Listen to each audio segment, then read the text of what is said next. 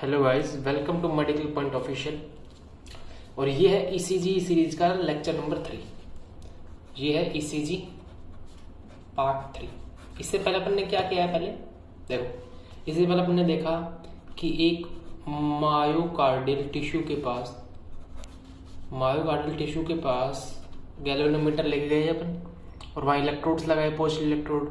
अपन ने देखा कि कोई स्टिमुलस देने पे कैसे गैल्वेनोमीटर में डिफ्लेक्शन हो रही है। उस गैल्वेनोमीटर को अगर ग्राफिकल रिप्रेजेंट करें तो वो ईसीजी बन जाता है, ठीक है। उसके बाद अपन ने देखा वेक्टर, यानी कार्डियक वेक्टर देखे।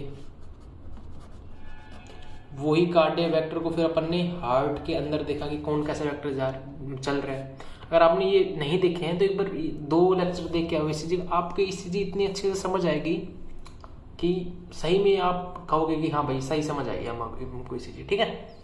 चलो अब देखते हैं ईसीजी कैसे हो रहा है।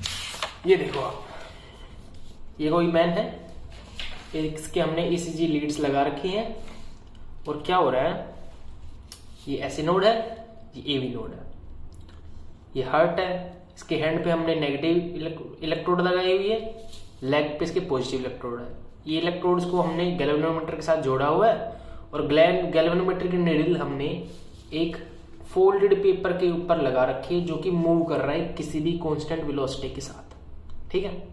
यानी अब अगर इसमें कोई भी इलेक्ट्रिकल एक्टिविटी होगी हार्ट में, वो अगर डिफ्लेक्शन अगर प्रोड्यूस करेगी निडल में, तो वो निडल इस पेपर के ऊपर मूव करेगी और इस निडल के ऊपर अपन ने इंक लगा रखी है, ठीक है। अगर ये निडल मूव करेगी तो पेपर पे कोई डेफिनेट पैटर्न बनेगा। तो अब अपन उस पैटर्न को समझेंगे। देखो, अब पहले आप मुझे ये बताओ, जिन बच्चों ने कार्डियक वेक्टर की अब मेरी वीडियो देखी थी ईसीजी पार्ट 2 में, मुझे वो बताओ कि जो एट्रियल डीपोलराइजेशन है, एट्रियल डीपोलराइजेशन उसका वेक्टर कैसा था? Tell me. उसका वेक्टर था directed downward and towards left.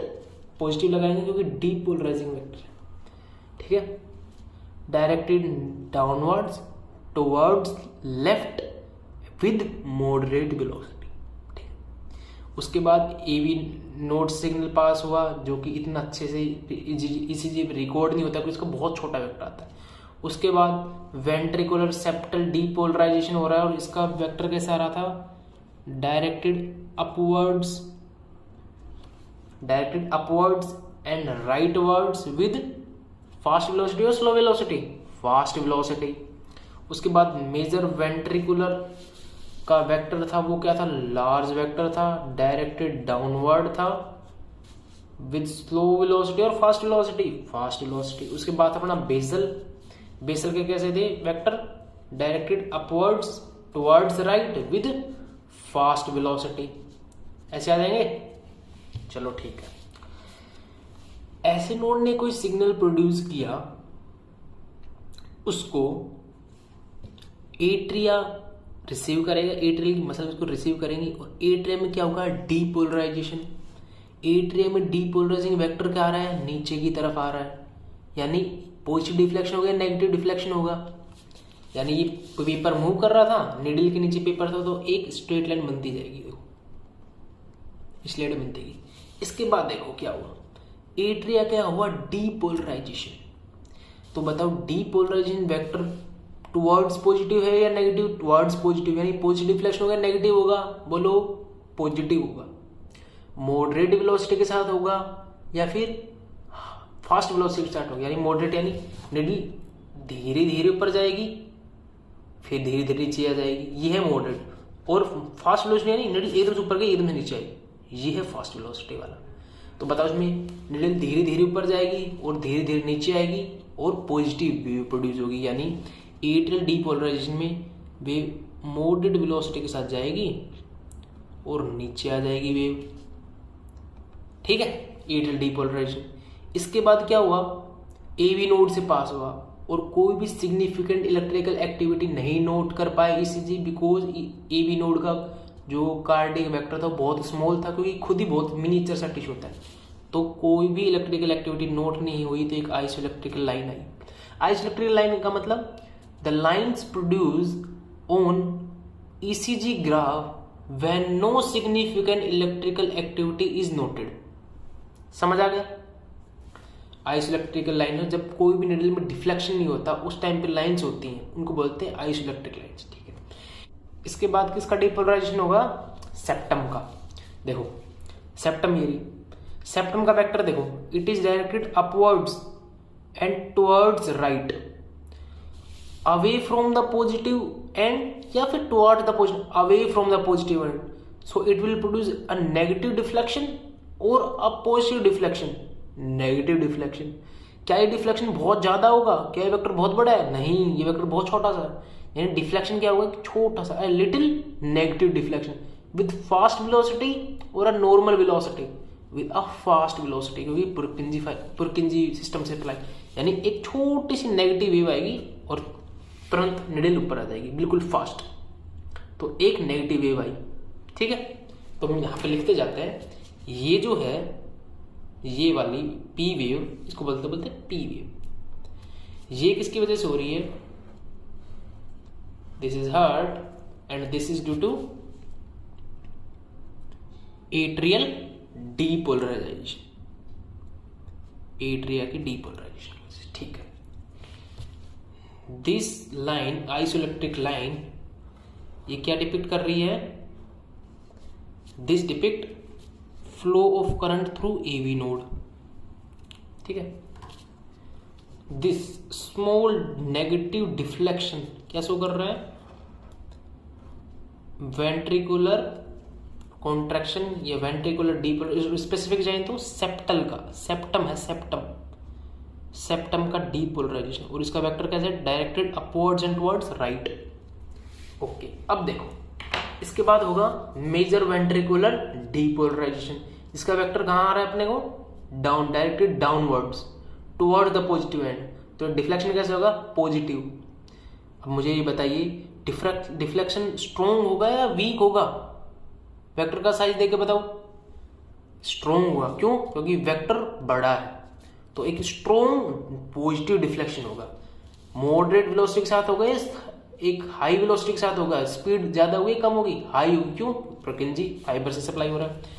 तो एक वेव आएगी, स्ट्रॉन्ग वेव आएगी जो कि पॉजिटिव डिफ्लेक्शन शो करेगी फास्ट, और वापस नीचे आ जाएगी। ठीक है, अब इसके बाद होगा अपने पास बेसल वेंट्रिकुलर डीपोलराइजेशन। अब बताओ, it is directed upwards and rightwards towards the positive या away from positive? Away from positive, यानी नेगेटिव डिफ्लेक्शन आएगा, एक नेगेटिव डिफ्लेक्शन आएगा। स्ट्रॉन्ग हो गया, वीक होगा? वीक होगा, क्योंकि ज्यादा मेन तो वेंट्रिकल, मेजर वेंट्रिकुलर वो डीपोलराइजेशन की वजह से आता है, ये तो बेसल है, कम आएगा, लेकिन एक छोटा सा नेगेटिव डिफ्लेक्शन आएगा। मॉडरेट वेलोसिटी या फिर हाई वेलोसिटी? हाई वेलोसिटी, क्योंकि वेंट्रिकल सप्लाई होते हैं पुरकिंजी सिस्टम से, यानी एक और नेगेटिव वेव आएगी, एक और नेगेटिव वेव आएगी और वापस ऊपर। ठीक है, इसके बाद क्या होगा? रीपोलराइजेशन। इसके बाद क्या होगा? रीपोलराइजेशन। रीपोलराइजेशन का वेक्टर अपन ने नहीं बनाया, याद नहीं रहा, देखो रीपोलराइजेशन का वेक्टर कैसे था? याद करो। रीपोलराइजेशन का वेक्टर था कुछ ऐसे करके था रीपोलराइजेशन का वेक्टर। रीपोलराइजेशन यानी negative is directed towards negative, यानी एक पॉजिटिव डिफ्लेक्शन आएगा। इसके बाद होगा वेंट्रिकल का रीपोलराइजेशन और एक वेव बनेगी ऐसे। बन गया इसी। अब तुमको पता है ये पॉजिटिव क्यों है, छोटा सा नेगेटिव क्या काम है, ये यहाँ पे नेगेटिव का काम, ये एकदम से ऊपर क्यों पॉजिटिव डिफ्लेक्शन हुआ, ये धीरे धीरे क्यों हो रहे हैं, ये तेज क्यों हो रहा है, सब पता है। अब देखो ये लिख लेते हैं पर रिप्रेजेंटेशन। ये किसको रिप्रेजेंट कर रहा है? ये वाला किसको रिप्रेजेंट कर रहा है? पी किसको रिप्रेजेंट कर रही है? मेजर वेंट्रिकुलर डीपोलराइजेशन, जिसका वेक्टर है डायरेक्टेड डाउनवर्ड्स। समझ आ गया? ये छोटा सा डिफ्लेक्शन ये किसको डिपिक्ट कर रहा है?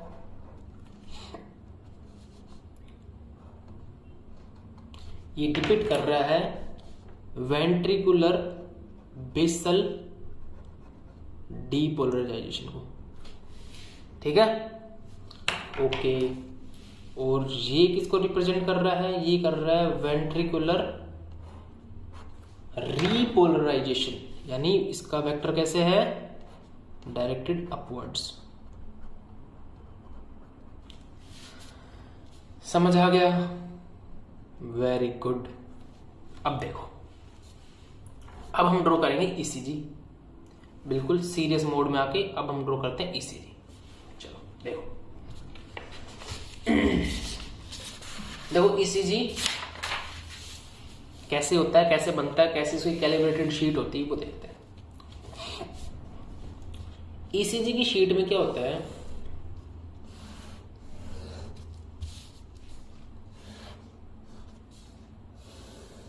कुछ लार्ज बॉक्सेस होते हैं, कुछ स्मॉल बॉक्सेस होते हैं, ठीक है।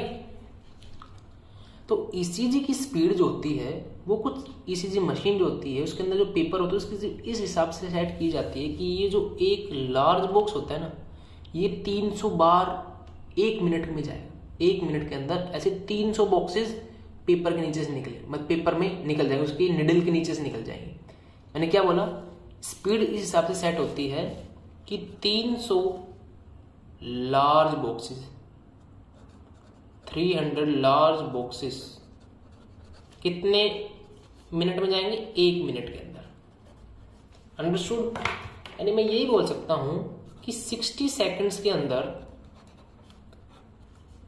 300 लार्ज बॉक्स को निडल क्रॉस करेगी ईसीजी मशीन की, बोन नहीं बॉक्स, ठीक है। इस हिसाब से सेट होती है इसकी speed. Did you get this point, समझ आ गया आपको, वेरी गुड। यानी मैं कह सकता हूं कि 300 लार्ज बॉक्स 60 सेकंड में जा रहे हैं, या फिर एक लार्ज बॉक्स कितने सेकंड के इंटरवल में निकल रहा है, 0 पॉइंट कितना आ गया ये, 1/50।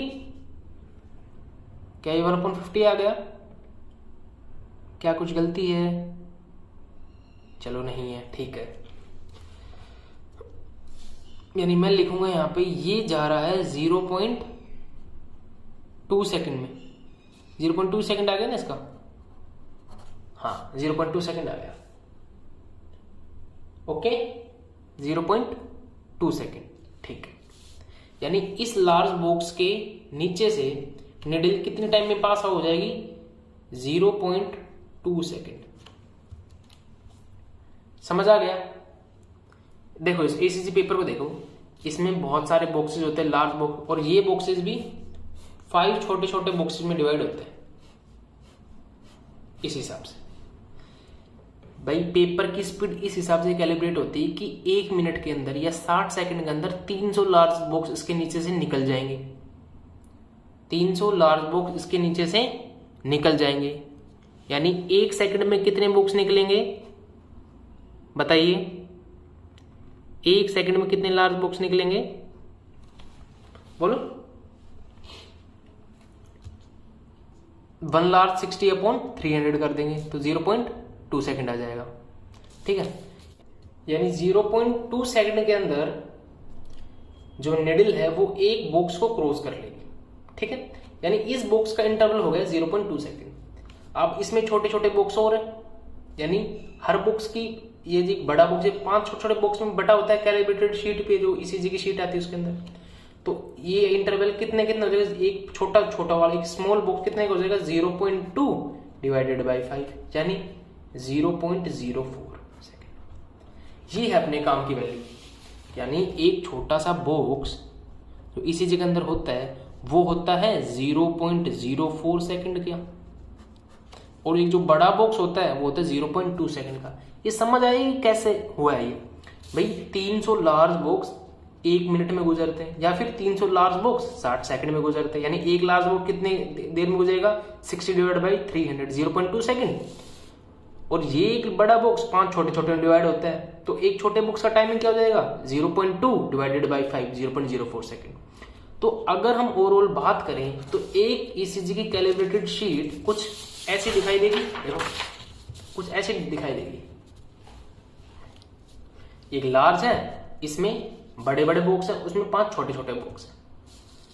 तो अपन ने अभी देखा है कि इसकी तो ड्यूरेशन होगी 0.2 सेकेंड इसकी, ठीक है, और इस छोटे से बॉक्स की ड्यूरेशन होगी 0.04 सेकेंड। चलो अब आते हैं अपने काम की बात पे। देखो ईसीजी में क्या होता है कि जो पी वेव आएगी, सुनना मेरी बात, पी वेव इस ग्राफ में स्मॉल बॉक्स कवर करेगी 2.5। देखो यहां से स्टार्ट करते हैं अपन। जो पी वेव है वो 1 बॉक्स, 2 बॉक्स और 2.5, ये 2.5 बॉक्स कवर करेगी पी वेव। यानी 2.5 कितने हो जाएंगे, 0.04 प्लस 0.04 प्लस 0.02 सेकेंड, इतने हो जाएंगे ना 2.5 बॉक्सेस में टाइम, यानी 8 और 10 यानी 0.1 सेकेंड। यानी पी वेव कितने की आ गई अपनी, 0.1 सेकेंड की, 0.1 सेकेंड। याद हो गया ना इंटरवल, पी वेव का इंटरवल, वरना अपन रटते हैं कि यार ये कैसे 0.1 पे से रट लिया। अब समझो क्योंकि 2.5 स्क्वायर कर रही है, किसका कवर कर रही है, ईसीजी का, और एक छोटा वाला स्क्वायर कितने का होता है, 0.04 सेकेंड का। उसके बाद आता अपना एक आइसोइलेक्ट्रिक लाइन, ये भी 2.5 स्मॉल स्क्वायर की होगी, तो उसका भी टाइम ड्यूरेशन कितना हो जाएगा, 0.1 सेकेंड। क्या आपको समझ में आया? इसके बाद आता अपना क्यूआरएस कॉम्प्लेक्स। नोट करना, क्यूआरएस कॉम्प्लेक्स भी 2.5 सेकेंड का ही होता है, सॉरी 2.5 स्मॉल बॉक्सेस का ही होता है। यानी 1, 2 और 3 यहां तक आएगा अपना क्यूआरएस कॉम्प्लेक्स। यानी वेव बनेगी कुछ ऐसी वेव बनेगी, ठीक है। इसके बाद अपना आएगा, मैं बताऊंगा कितने स्क्वायर का आएगा। उसके बाद वेंट्रिकल का होगा डीपोलराइजेशन। और देखो अब इसमें हम बात कर लेते हैं सेगमेंट की, इंटरवल्स की और टाइमिंग की। कौन कौन से इंटरवल, टाइमिंग और वेव की 3 चीज हैं। कौन कौन सी किसकी बात करेंगे हम, वेव, सेगमेंट और इंटरवल की। चले एक बार ईसीजी बना लेते हैं और उसमें बात करते हैं। अभी अपन ने ईसीजी बनाई है, उसमें अपन ने एक बनाई अपनी एक प्यारी सी पी वेव। उसके बाद अपन ने बनाया एक आइसोइलेक्ट्रिक लाइन। उसके बाद बनाया एक अपना क्यूआरएस कॉम्प्लेक्स। फिर अपना बना है, देखो ऐसे ईसीजी, इसको मैंने छोटे छोटे पार्ट में डिवाइड किया आपको समझाने के लिए कि क्या है। देखो ये है पी वेव। इस आइसो इलेक्ट्रिक लाइन जो पी वेव से क्यूआरएस कॉम्प्लेक्स तक, ये है क्यूआरएस कॉम्प्लेक्स, ठीक है, यहां तक एक्सटेंड कर रही है। और ये है टी वेव, ठीक है। जो iso electric line P wave और क्यूआरएस कॉम्प्लेक्स के बीच में है, यानी end of the P wave and beginning of QRS complex, इसको हम बोलते हैं पी आर सेगमेंट, ठीक है। सेगमेंट होते हैं स्ट्रेट लाइन। अब ऐसे यहां देखो, end of QRS complex and beginning of T wave, यहां कौन सा हो जाएगा, एसटी सेगमेंट। Very good. देखो आगे देखो, ये हो गए 2 सेगमेंट हो गए। 3 अपने पास वेव होगी, पी वेव, क्यूआरएस कॉम्प्लेक्स भी बोला, इसमें 3 वेव है, Q wave, R wave, S wave. Q wave किसको डिपिक्ट करती थी, सेप्टल डीपोलराइजेशन को, R wave major ventricular depolarization को, एस वेव बेसल डीपोलराइजेशन को, ठीक है। तो 3 वेव को हमने बोल दिया complex, P wave, QRS complex और टी वेव। वेव हो गई 3, 2 सेगमेंट हो गए। अब देख लेते हैं 3 इंटरवल। देखो 3 इंटरवल कौन कौन से। पहला इंटरवल होता है बिगिनिंग ऑफ पी वेव से लेके बिगिनिंग ऑफ क्यूआरएस कॉम्प्लेक्स तक, यहां तक, इसको बोलते हैं हम P R interval. P R interval अगर कायदे से चला जाए तो उसको पी क्यू इंटरवल बोलना चाहिए था, क्योंकि यार ये स्टार्टिंग ऑफ पी से लेके क्यू तक ही जा रही है। लेकिन कभी कभी इस चीज में क्या होता है कि क्यू ए एब्सेंट होती है, क्योंकि सेप्टम का डीपोल बहुत स्मॉल होता है, वो कभी कभी रिकॉर्ड नहीं हो पाता ईसीजी पे, तो हम आर को कंसिडर कर लेते हैं, इसलिए हम बोलते हैं पी आर इंटरवल। एक ये हो गया P R interval from starting of P wave to starting of Q R S complex. एक होता है, एक और इंटरवल होता है जिसको हम बोलते हैं Q T, starting beginning of Q to end of T wave, यहां तक, इसको बोलेंगे हम क्यूटी से, क्यूटी इंटरवल। और एक होता है क्यू आर एस कॉम्प्लेक्स का इंटरवल, जिसको हम बोलते हैं Q R S interval. Q R S interval क्या है? Interval of Q R S complex in ECG. P R interval क्या है? Beginning of P wave to beginning of Q R S complex. QT segment क्या है? Beginning of Q R S complex to end of T wave. अब समझो calibrated, अपन ये देखें, इसमें जो एट्रियल डीपोलराइजेशन था वो 2.5 स्क्वायर लेयर था, स्मॉल 2.5 स्क्वायर, यानी 0.1 सेकेंड का था। यानी पी वेव है ये अपनी हो जाएगी 0.1 सेकेंड की। Very good. ऐसे ही ये देखो, जो आइसोलेप्टिक लाइन यानी पी आर सेगमेंट था जो पी आर सेगमेंट था, ये रहा पी आर सेगमेंट, ये भी 2.5 स्मॉल बॉक्सेस का था, यानी ये भी कितने का हो जाएगा? 0.1 सेकेंड का। क्या आपको समझ आया? ये भी कितने हो जाएगा? 0.1 सेकेंड का। इसमें देखो कैलिब्रेटेड शीट में जो क्यूआरएस कॉम्प्लेक्स था ये भी 2.5 तक का ही था, तो यानी ये क्यूआरएस कॉम्प्लेक्स भी कितने का हो जाएगा? 0.1 सेकेंड का।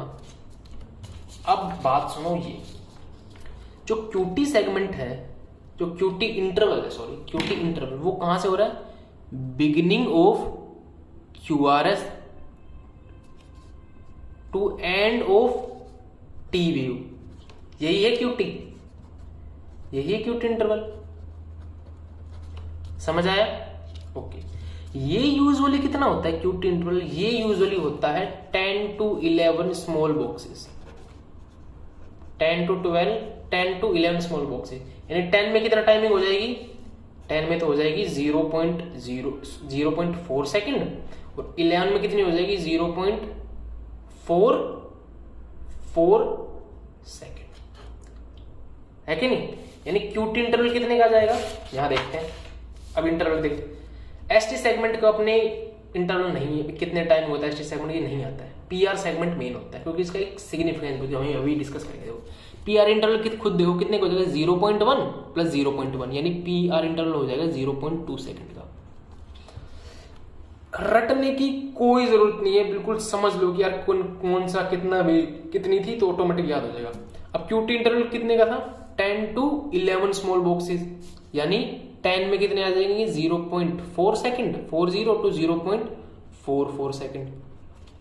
अंडरस्टूड? लेकिन एक बात सुनो, हमने बोला कि इसमें भाई 2.5 स्क्वायर आते हैं एट्रियल डीपोलराइजेशन में, फिर 2.5 आते हैं पीआर सेगमेंट में, और 2.5 आते हैं किसमें?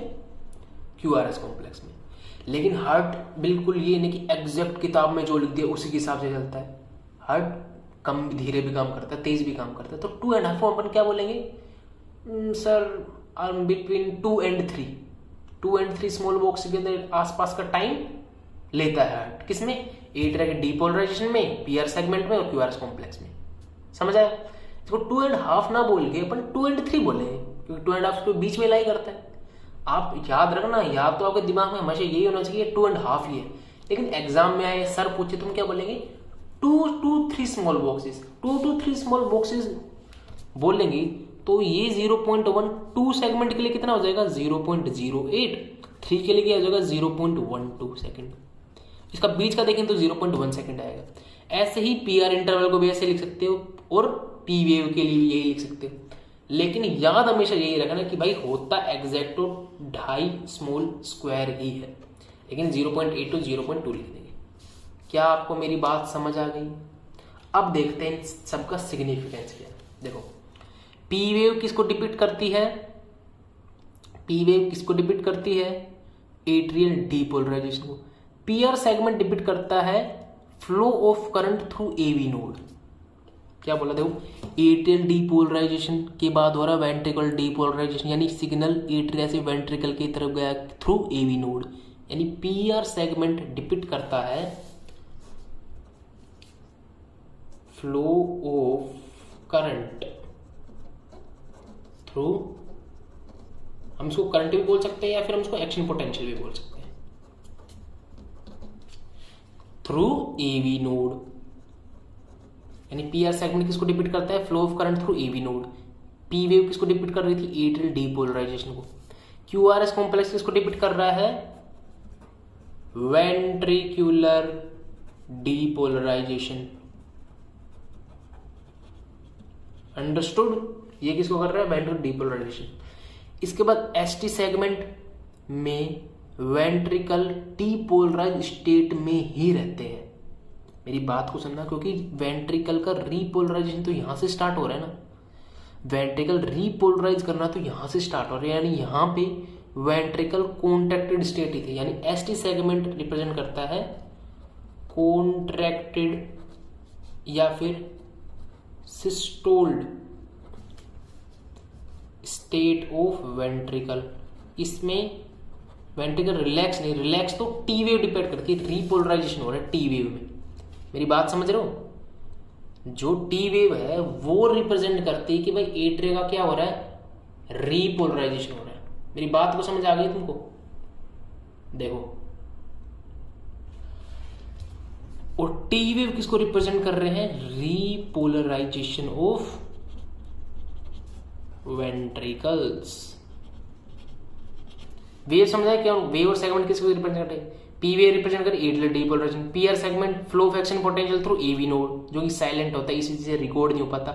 ये पूरा क्यू आर एस कॉम्प्लेक्स को डिपिक्ट कर रहा है वेंट्रिकुलर सिस्टोल को। एसटी सेगमेंट किसको डिपिक्ट कर रहा है कि वेंट्रिकल कॉन्ट्रैक्टेड स्टेट में ही है। और टी वेव किसको रिप्रेजेंट कर रहा है? Repolarisation ventricle. यार एक बात समझ नहीं, इसमें रीपोलराइजेशन ऑफ एट्रिया कहाँ गया? देखो एट्रिया का रीपोलराइजेशन का टाइम इस क्यू आर एस कॉम्प्लेक्स की वजह से मास्क्ड हो जाता है। मास्क समझते हो? MASKED, जैसे मास्क लगा के चेहरे को ढक लेते हैं, ऐसे ही Q R S complex mask कर देता है एट्रियल रीपोलराइजेशन को। यानी जब एट्रियल रीपोलराइजेशन होता है उस टाइम पे वेंट्रिकुलर का सिस्टोल चलता रहता है। इस वजह से वो इतना सिग्निफिकेंट ईसीजी में रिकॉर्डिंग नहीं आ पाती कि एट्रिया का रीपोलराइजेशन की भी अपने पास रीडिंग आए। क्यों नहीं आ पाती? क्योंकि उस टाइम पे वेंट्रिकल सिस्टोल चलता है और ventricle systole mask the atrial repolarization and no wave is seen due to masking effect of ventricular systole over atrial repolarization. ये लाइन लिखनी अगर आपको एग्जाम में क्वेश्चन आ जाता है तो। अब देखो पी आर इंटरवल क्या डिपिक्ट कर रहा है? P R interval depict time period taken by heart in contracting the atria and transferring the action potential to ventricular muscle. यानी पी आर इंटरवल ये शो कर रहा है कि एट्रिया को कॉन्ट्रैक्ट होने के लिए कितना टाइम लगा। कोई पी वी एट्रिया डीपोलराइजेशन को शो करती है, एट्रिया को डीपोलराइज होने के लिए कितना टाइम लगा और उस सिग्नल को वेंट्रिकल तक पहुंचाने में कितना टाइम लगा, पी आर सेगमेंट। यानी पी आर इंटरवल क्या डिपिक्ट कर रहा है? The time taken by atria to depolarize and to transfer the action potential to ventricular muscle. Okay, QT interval क्या डिपिक्ट कर रहा है? क्यूटी इंटरवल डिपिक्ट, यहां से क्या हो रहा है? वेंट्रिकुलर का सिस्टोल। यहाँ पे क्या हो रहा है? वेंट्रिकुलर का रीपोलराइजेशन खत्म हो रहा है, रीपोलराइजेशन खत्म हो जाता है यहाँ पे। और यहाँ पे क्या है? वेंट्रिकल का सिस्टोल स्टार्ट होता है। यानी it depict the time interval between ventricular systole to ventricular diastole.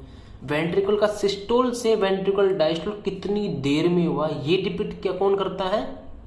QT interval. सब इंटरवल आप लिख दिए कि कितना किसका टाइमिंग होता है, तो आपकी ईसीजी यहाँ पे होती है समाप्त। देखो यार, ईसीजी अभी भी कोई दिक्कत है तो प्लीज़ बताना, लेकिन मैंने मेरे हिसाब से पूरा कोशिश की है कि बिल्कुल समझा पाऊँ। कोई भी सेगमेंट इंटरवल में दिक्कत आए तो आप मुझे मतलब कमेंट में बताना, ठीक है। जो भी वेव वगैरह है मेरे हिसाब से कुछ छोटा नहीं है। अगले लेक्चर में हम देखेंगे एबनॉर्मल ईसीजी कैसे देखते हैं, ये एरिथमिया है या फिर मायोकार्डियल इंफ्रैक्शन में कैसे हो, तो उसमें टैकीकार्डिया के केस में, साइनस एरिथमिया, जो भी एबनॉर्मल केस उसमें हम पढ़ेंगे एबनॉर्मल ईसीजी, किस में पी वेव डिप्रेस हो रही है, किस में एलिवेट हो रही है, किस में क्यूआर कॉम्प्लेक्स छोटा है, किस में फ्रीक्वेंट है। तो ये सब अपन देखेंगे अगले लेक्चर में, ठीक है। अब तक है नॉर्मल बेसिक फंडामेंटल्स। अब समझ में आया कोई फंडामेंटल्स? चलो ठीक है, पढ़ते रहो, पढ़ाते रहो, मार्क्स अच्छे आने चाहिए सभी के, ठीक है। एंड प्लीज़ अगर आपको वीडियो अच्छी लगी तो लाइक शेयर करो अपने बैचमेट के साथ, ताकि उनको भी इसी अच्छे से समझ आए। ओके गाइज, तब तक के लिए बाय, थैंक यू।